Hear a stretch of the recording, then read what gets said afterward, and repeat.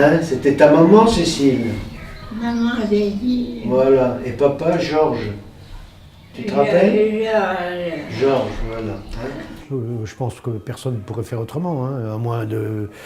Je sais pas, parce que, bon, il y a la part personnelle qui consiste à dire je vais m'occuper de ma mère, mais c'est pas le tout, ça c'est un mot, après ça devient une tâche, ça devient quelque chose de... Puis de toute façon, c'est pas possible, quoi, parce qu'elle a besoin de soins permanents. Les soins les plus intimes, un homme ne peut pas faire ça à sa mère. Hein.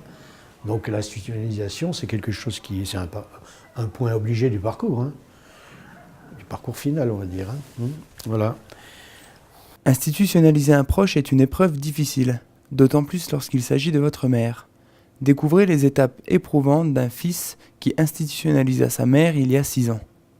Bien, écoutez, alors là, c'est un long parcours, puisque la maladie d'Alzheimer, c'est une maladie qui se manifeste progressivement dans le temps. Alors, évidemment, ça dépend peut-être des personnes, mais dans le cas de ma mère, ça a été assez lent quand même, puisque les signes de défaillance de mémoire en particulier se sont manifestés, je pense, au moins 3 ou 4 ans avant qu'on pense sérieusement à la mettre en institution.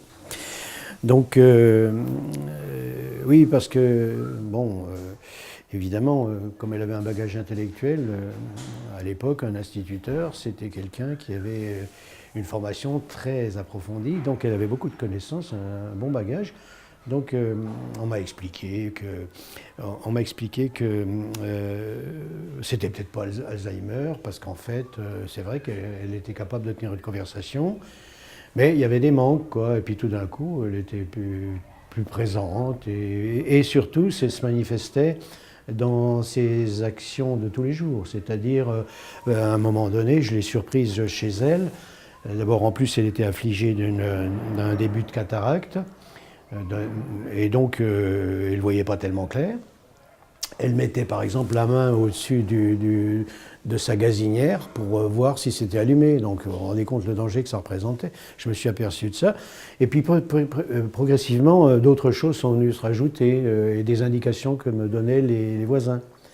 Et elle est allée, comme elle habitait Chenauve, il y a la Maison des Aînés à Chenauve, qui est une organisation bien faite, où on accueille les gens, on les occupe. L'après-midi, ils avaient du chant, ils racontaient leur vie, etc. Et jusque-là, ça se tenait très bien. Puis petit à petit, en 2 ou 3 ans, c'est allé de pire en pire. Et donc, en consultant un neurologue, eh bien, le neurologue nous a conseillé de la mettre en institution, parce que, en me prévenant que pour moi, ça allait devenir insupportable, quoi. C'est vrai que le jour où elle est arrivée ici, vous voyez, elle avait encore un peu de cognition, parce qu'elle m'a dit, et ça c'est quelque chose qui fait vraiment très mal, elle m'a dit je n'aime pas qu'on dispose de moi. Ah. J'ai pris ça dans les dents, mais enfin, il n'y avait pas d'autre solution, quoi. Voilà, et depuis, elle est là, très bien soignée, très bon accueil de la part des personnes qui sont là. Il y a un médecin qui est attaché à l'établissement, on peut l'interroger, on peut le... voilà, mais c'est très difficile à vivre. Une maladie aussi difficile pour le patient que pour les proches. L'institutionnalisation reste la solution pour pallier à ces souffrances. Le neurologue me l'a dit, vous ne pouvez pas la prendre chez vous, ça va devenir... pour vous un calvaire, et puis pour elle ça ne résoudra rien, quoi, hein, puisque en fin de compte il faut qu'elle soit médicalisée, qu'il y ait une assistance permanente. Enfin, elle n'est peut-être pas permanente, mais en tout cas, bon, ici elle est dans un fauteuil électrique à plusieurs positions. Elle a un lit médicalisé, il y a des gens qui viennent, qui circulent la nuit, donc ils sont bien. Mais pour moi donc il n'était pas pensable que j'assure cette charge. J'étais déjà en retraite. Bon, j'ai aussi une épouse. On n'a plus d'enfants depuis, enfin, ils sont partis depuis longtemps. Donc, et puis l'appartement pas adapté.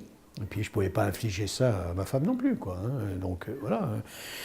Donc comment ça s'est passé? Donc ici, finalement, on a décidé de franchir le pas après une période de latence, puisque forcément il a fallu attendre qu'une place se dégage.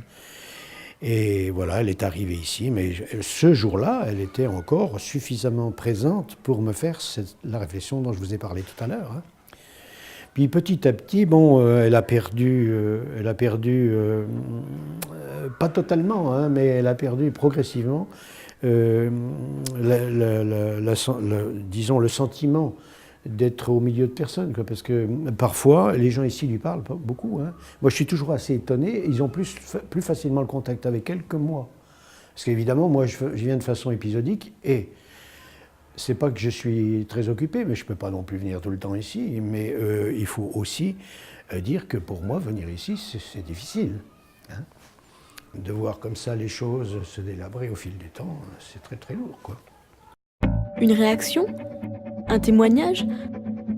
Commentez ce reportage sur dijonsanté.fr.